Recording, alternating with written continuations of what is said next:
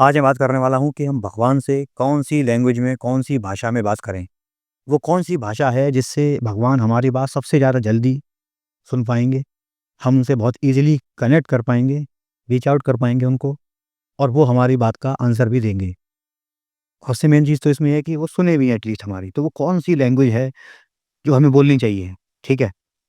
अब ये वीडियो बना मैं इसलिए रहा हूँ क्योंकि मैंने कुछ दिन पहले एक रील देखी थी, जहाँ पे एक व्यक्ति था जो सच में सीरियसली पूछ रहा था एक कथावाचक से कि मरने के बाद कौन-सी भाषा हम बोलें जो हम अपनी बात भगवान को समझा पाएँ? तो वो कौन-सी भाषा है? अगर मैं हिंदी बोलता हूँ, तो मरने के बाद मैं हिंदी बोलूँ। अगर मैं इंग्लिश बोलता हूँ, तो मरने के बाद इंग्लिश बोलूँ। अगर मैं हिंदी बोलता हूँ और मान लीजिए भगवान के जो एरिया है, वहाँ पे अगर इंग्लिश चलती होगी और मैं हिंदी बोलता हूँ, तो मैं तो कुछ बात ही नहीं अपनी समझा पाऊँगा। तो क्या मैं पहले इंग्लिश सीख लूँ, उसके बाद जब मरूँगा, तो वो मेरे तब काम आएगी, ठीक है? ये उसका सच में इसका यही क्वेश्चन था। अब जो कथावाचक थे उन्होंने उसको ये बोल दिया कि संस्कृत चलती है। और जब संस्कृत चलती है तो फिर जब मैंने सुना तो फिर मुझे लगा कि इस वीडियो की तो फिर ज़रूरत है। क्योंकि वो व्यक्ति ऐसे और भी व्यक्ति होंगे जो सच में इनका डाउट होगा कि हम ये लैंग्वेज बहुत मेन डाउट होता है। ठीक है? हम अगर अपनी बात ही ना समझा पाएँ, किसी से बोल ही ना पाएँ, कोई हमें सुन ही नहीं पाएगा, हम क्या कह रहे हैं तो सब कुछ व्यर्थ है फिर तो, कुछ बोल ही नहीं सकते तो। तो बहुत मेन पावर है हमारी बोलने की, ठीक है? तो लैंग्वेज उसमें सबसे मेन मीडियम है जो हम बोल पाते हैं, किसी को अपनी बात समझा पाते हैं।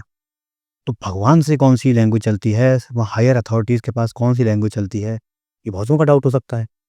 और फिर जो कथावाचक हैं, उन्होंने भी संस्कृत बोल दिया, जो कि सरेआम गलत है, ठीक है? उन्होंने अपने हिसाब से बोला, कथावाचक का क्या मतलब होता है? कथावाचक मतलब जो किताबें हैं, जो कथाएँ हैं, उनको वो बोल रहे हैं, उसको वाचक हैं, उसके वो बोल रहे हैं। तो एक पढ़ा, वही बोला। ज़्यादातर कथाएँ वगैरह उनकी जो संस्कृत में होती हैं, उसको ट्रांसलेट किया जाता है हिंदी में। उनके लिए जो हायर लैंग्वेज है, वो संस्कृत है, क्योंकि वहाँ से ट्रांसलेशन आ रहा है हिंदी में। तो इंग्लिश में भी आ रहा है और ज़्यादातर इंडिया में हिंदी में कथावाचक होते हैं, ठीक है? तो उनके लिए संस्कृत बहुत मेन लैंग्वेज हो गई कि उसका ट्रांसलेट करके हम सीख रहे हैं, ठीक है? उनके उस दिमाग में है कि संस्कृत बहुत बड़ी चीज़ है, ठीक है? बहुत पुरानी लैंग्वेज है, तो उनके लिए भगवान की लैंग्वेज भी संस्कृत हो गई, क्योंकि वो जितनी भी कथा वगैरह पढ़ते हैं, वो सारी संस्कृत में होती हैं या वो ट्रांसलेटेड होती हैं फ्रॉम संस्कृत, ठीक है? तो उनके लिए संस्कृत बड़ी है, तो उन्होंने संस्कृत बोल दिया। हर कोई अपने हिसाब से लेकिन बस बात फिट करने में लगा है। गहराई में किसी को नहीं पता कि कौन-सी भाषा बोलें जो हम भगवान के आगे उनसे कनेक्ट कर पाएँ, उनसे बातचीत रख पाएँ अपनी और हमेशा।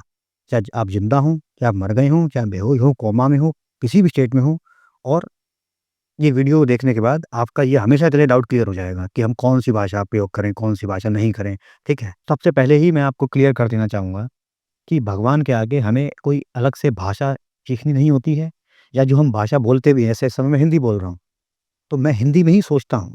अगर मैं इंग्लिश बोलूँगा, तो पहले मैं उसको ट्रांसलेट करूँगा इन हिंदी, फिर मैं उसे समझूँगा, ठीक है? जब ज़्यादा एक्सपर्ट हो जाऊँगा इंग्लिश बोलने में, तो मैं उसको मेरे को ट्रांसलेट करने की ज़रूरत नहीं पड़ेगी, फिर मैं इंग्लिश में ही उसको समझ लूँगा, ठीक है? ये ऐसे ही कोई भी हम लैंग्वेज सीखते हैं, पहले हम अपनी जो असली भाषा है, उसमें हम उसको ट्रांसलेट करते हैं अपने माइंड में, ठीक है? जब सीख जाते हैं उस भाषा में या फिर धीरे-धीरे हम उसमें एक्सपर्ट होते होते जाते हैं, तो हम फिर ट्रांसलेट नहीं करते हैं, फिर वो हमारी भाषा ही बन जाती है। क्योंकि और भाषा अगर हम सुनेंगे, तो फिर उसको हम ट्रांसलेट करेंगे इन अवर नेटिव लैंग्वेज, ठीक है? अब वो नेटिव लैंग्वेज हो सकता है हमारी हिंदी हो या इंग्लिश बन चुकी हो, क्योंकि हम इंग्लिश में बहुत एक्सपर्ट हो चुके हो, ठीक है? अब आप स्पेनिश सुनेंगे, तो आप स्पेनिश को पहले ट्रांसलेट करेंगे अपने दिमाग में, ठीक है? इंग्लिश में या हिंदी में, जो भी आपको समझ आता हो ज़्यादा, ठीक है? और फिर आप उसको समझेंगे, बोलेंगे। जो हमारी प्राइमरी लैंग्वेज है, उसको हम उसमें हम समझते हैं हर बात को। अब आता है कि ये जो प्राइमरी लैंग्वेज जैसे इस समय हिंदी है, कि हम हिंदी में सबसे ज़्यादा बोलते हैं, सबसे ज़्यादा सुनते हैं, समझते हैं हर चीज़, ठीक है? हम बचपन से हिंदी सुनते आ रहे हैं। लेकिन हिंदी के भी पहले एक आपकी एक प्राइमरी भाषा है एक प्रकार से, जो कि है आपका भाव, आपके इमोशंस। इमोशंस को बोलने की ज़रूरत नहीं होती है, इमोशंस फ़ील हो जाते हैं, ठीक है? जब ज़्यादा फीलिंग होते हैं तो आँखों में दिखने भी लगते हैं। तो आपकी ये सबसे पहली भाषा है एक प्रकार से हर किसी की।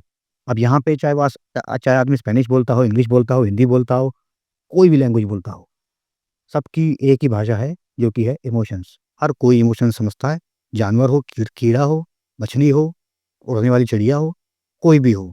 इमोशंस सबके अंदर हैं, फीलिंग्स सबके अंदर हैं। किसी भी प्रकार की फीलिंग हो सकती है लेकिन हैं सबके अंदर। हम किसी से भी जैसे कोई जानवर हो, जैसे मान लीजिए कोई कुत्ता है, तो अब हम उससे कौन-सी लैंग्वेज में हम उससे बात करते हैं? हमें तो उसकी सुनाई देती नहीं है, तो भौंकता है वो। हम उससे प्रेम की लैंग्वेज में बात करते हैं। असली जो चीज़ है ना, वो आपको समझनी होगी कि वो हैं आपके इमोशंस। इमोशंस से ही जो आपकी भावना है, जो आपके भाव है, वो है सबसे प्राइमरी जो आपकी लैंग्वेज है। हर किसी के लिए है, कोई भी हो। ठीक है, ज़्यादा पॉइंट क्लियर है? सबसे पहली जो हमारी लैंग्वेज है वो है, लैंग्वेज नहीं है एक प्रकार से, वो जो फीलिंग है, जो अल्टीमेट लैंग्वेज है, जो आप, मैं बता रहा हूँ आपको, मैंने ऐसे बताया कि आप मर गए हों, ज़िंदा हों, कोमा में हों, आप भूत बन गए हों, मान लीजिए मरने के बाद आप भूत बन गए हों, आप फँसे हैं, भटक रहे हैं, तब भी आप में एक चीज़ हमेशा होगी जो कि होंगे इमोशंस, भाव, वो आपके अंदर रहेंगे, ठीक है? उस भाव से ही हम भगवान से बात करते हैं। वो जो भाव है, इसलिए सबसे ज़्यादा फ़ोर्स जो करते हैं सारे जो स्पिरिचुअल लोग होते हैं कि भाव शुद्ध रखो, क्योंकि इमोशन वो लैंग्वेज है जिससे आप भगवान से बातचीत करेंगे, कनेक्ट करेंगे। अगर वही आपका अशुद्ध है कि आपके दिखा रहे हैं मैं बहुत ज़्यादा पूजा करना चाहता हूँ, अंदर कुछ माँगने की चालाकी है, इमोशन अशुद्ध हो गया, लैंग्वेज में अशुद्धता आ गई, मतलब अशुद्ध हो गई लैंग्वेज, ठीक है? यहाँ पे दिक्कत है, इसलिए भाव शुद्ध होना चाहिए। जैसे मैं बता रहा हूँ, हर कोई जानता है इस बात को, बच्चा जो होता है, छोटा बच्चा एकदम जो 2 साल का, 3 साल का, उसका भाव एकदम शुद्ध होता है। उसको एक चॉकलेट देखी तो वो सीधा ऐसे बड़ा वाला हाथ मारेगा और पूरी चॉकलेट ले लेगा और खा लेगा। उसको ये नहीं है कि अरे इतनी खा ली, या मैं कम लूँ, या लोग क्या सोचेंगे? उसका भाव शुद्ध है एटलीस्ट, ठीक है? उसने, उसको वो चॉकलेट चाहिए तो उसने पूरी छीन ली आपसे, और वो उसके लिए लड़ भी रहा है। जैसे आप अगर देखेंगे कि बच्चे से आप वापस छीने कि पूरा पूरा नहीं देना, तो वो छीनेगा पूरा, उसको वो चाहिए, उसका भाव शुद्ध है। ऐसे ही उसको रोना आएगा तो वो रोएगा, हँसना आएगा तो पूरा हँसेगा, चाहे मातम मच रहा हो सभा में। मान लो कैसी सभा है जहाँ मातम मचा हुआ है, लाश पड़ी है, ठीक है? डेड बॉडी पड़ी है, लेकिन उसको हँसी आएगी किसी चीज़ पे तो हँसेगा। इमोशन प्योर है। इमोशन प्योरिटी होने की बहुत ही ज़्यादा बड़ी वैल्यू है। तो आप, हम सब के अंदर इमोशन प्योर थे, जब हम बड़े होते गए तो हमारे मुख्य इमोशंस दुनियादारी से अनप्योर हो गई।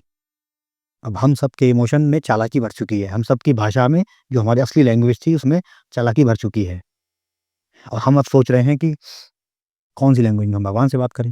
अब मैं इसमें आता हूँ कि मान लीजिए आप हिंदी बोलते हैं, तो मरने के बाद क्या मैं हिंदी में भगवान से बात करूँगा? मरने के बाद, क्योंकि फ़ियर होता है कि मरने के बाद क्या होगा? मरने के बाद जो आपका भाव होगा, जो आपके इमोशन होंगे, जो आपकी फीलिंग्स होंगी उस समय, उसमें ही आप किसी से भी बात कर सकते हैं। ज़रूरी नहीं है भगवान से ही केवल बात हो, आपके कोई गाइड होंगे, कोई गुरु होंगे, आपकी फैमिली मेंबर्स होंगे, कोई भी, मरने के बाद भी आप उनसे जब भी कनेक्ट करेंगे, आप इमोशन के ज़रिए ही करेंगे। कोई लैंग्वेज काम नहीं आती। लैंग्वेज तो मैं बता रहा हूँ जैसे कि वो बहुत ही ज़्यादा टेम्परेरी चीज़ है। Hindi, English, Spanish, Chinese, Japanese, ये सारी कोरियन, ये सारी चीज़ें बहुत ही ज़्यादा टेम्परेरी हैं। ये बस हम एक-दूसरे की बात समझ पाएँ, उसके लिए है।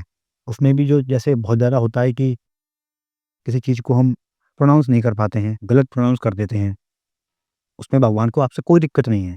दिक्कत एक जगह है, मैं आपको अभी क्लियर कर दूँ, बाकी तो भगवान की चीज़ों में हर जगह आपको एक्सेप्शंस मिलेंगे। लेकिन एक जो चीज़ है जहाँ पे प्रोनाउंसिएशन सही होना चाहिए, वो है मंत्रों में। जब भी आप मंत्र पढ़ेंगे, वहाँ पे आपको सही उसको एकदम बोलना है। बाकी चीज़ों में चल जाएगा काम, मंत्रों में थोड़ी दिक्कत है, ठीक है? तो मंत्रों में हमें, जब भी हम मंत्र किसी भी चीज़ को, किसी भी चीज़ का मंत्र बोलें, हमें उसमें एकदम उसको सही बोलना है जब भी हम उसको बोलें, क्योंकि मंत्र से हम एनर्जी एक्टिवेट कर रहे हैं। जो सही मंत्र है उसको बोलना होता है, जैसा वो है वैसा ही, ठीक है? अब जितना ज़्यादा बोल सकें, ये नहीं है कि बिल्कुल एकदम, कोई रशियन आदमी है, वो बहुत सारे मंत्र नहीं बोल सकता, ठीक है? तो सिर्फ़ एक तो पहली बात, तुम मंत्र बोलो मत। तुम कोई और चीज़ पकड़ो जो तुम्हारे करने के लिए ईज़ी हो। पर अगर मंत्र बोलना है तब भी, ठीक है? तब भी उनके लिए थोड़ी चल जाएगी, क्योंकि जो संस्कृत है उसमें ये मुश्किल है आपको एकदम सटीक मंत्र बोलना। बहुत लोग नहीं बोल पाते हैं, ठीक है?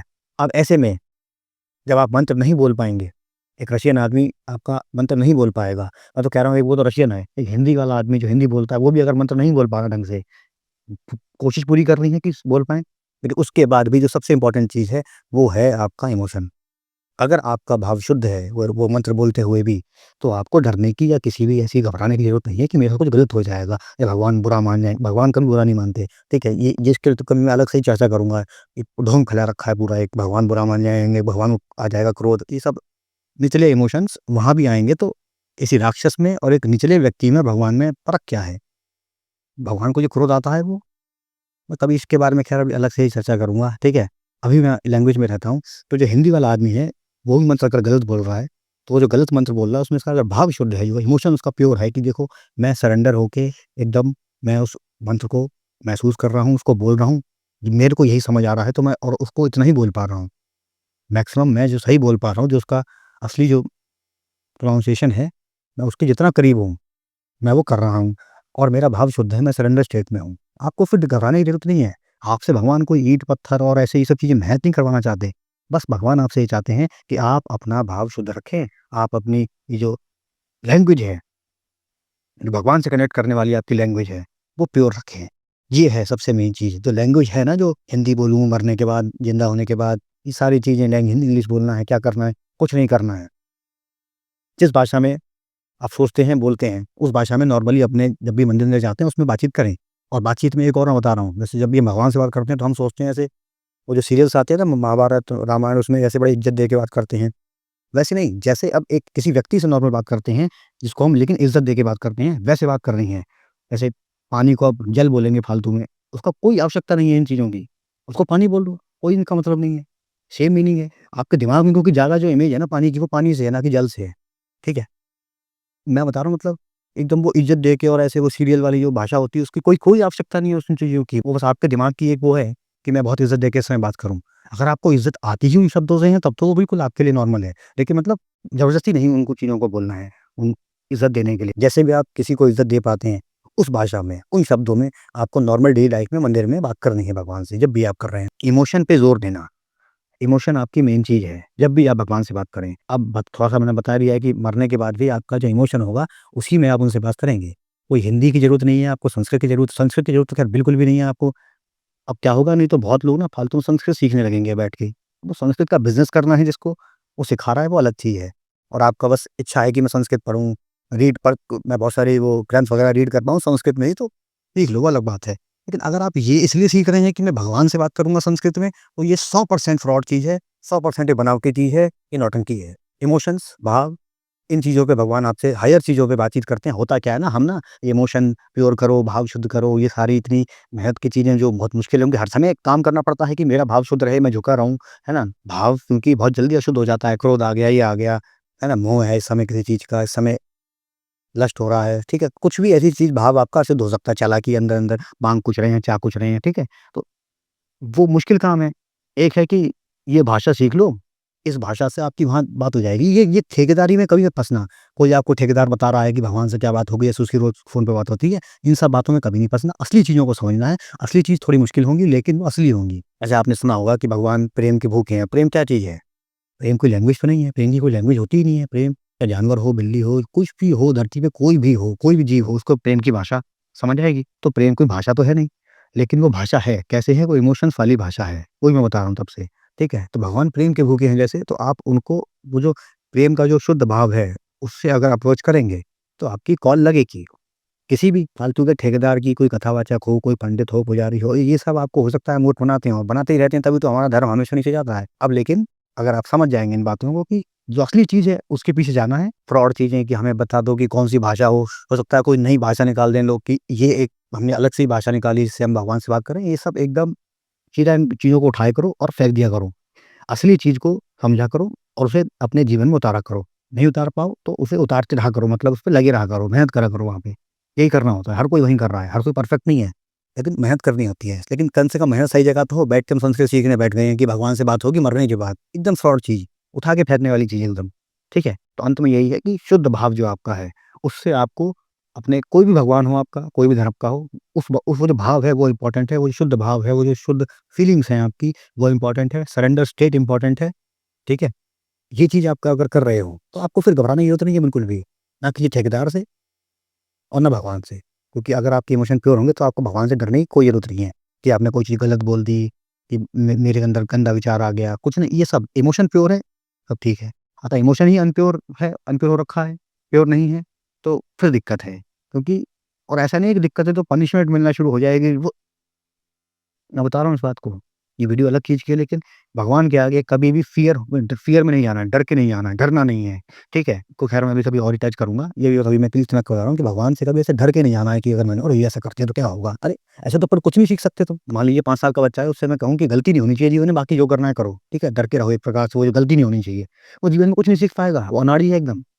तो गलती कर सकते हैं, लेकिन हमें करनी नहीं है, जितना हम सीख के जाएँगे उतना बेटर रहेगा, पर उस फ़ियर वाले स्टेट में नहीं रहना है। ठीक है? बाकी आपकी वो डाउट हो जो क्लियर हो गया हो कि संस्कृत नहीं सीखनी है, हिंदी में नहीं सीखनी है, इंग्लिश भी नहीं सीखनी है, अलग से बात करने के लिए भगवान से कि मैं इस लैंग्वेज से बात करूँगा, ठीक है? ऐसे तो जितने अंग्रेज हैं उनकी तो कोई सुनवाई होती नहीं है, उनकी तो बस जीसस सुन सकते हैं बात। ये एकदम फ्रॉड कॉन्सेप्ट एकदम। ये आपको संस्कृत सीखनी है या कौन-सी लैंग्वेज सीखनी है, शुद्ध भाव, प्रेम, सरेंडर स्टेट, प्योरिटी, अपनी फीलिंग्स को शुद्ध रखना, ये सारी है मेन चीज़ें, इन पे हमें काम करना है। जो असली चीज़ है, इनसे आप कनेक्ट कर ही लोगे। मेरे कहने से कुछ नहीं हो रहा। मैं तो कह रहा हूँ मेरी सुन के मत मानो, इस चीज़ को करके देख लो बस, खुद ही पता चल जाएगा मैं क्या कह रहा हूँ। ठीक है? तो ये हो सकता है आपका डाउट अभी हो अगर आपको तो क्लियर हो गया हो, और बाकी इस वीडियो में अगर आपको कुछ भी समझ आया हो, तो अपना फीडबैक मुझे नीचे कमेंट सेक्शन में ज़रूर देना, और ये वीडियो देखने के लिए बहुत-बहुत धन्यवाद।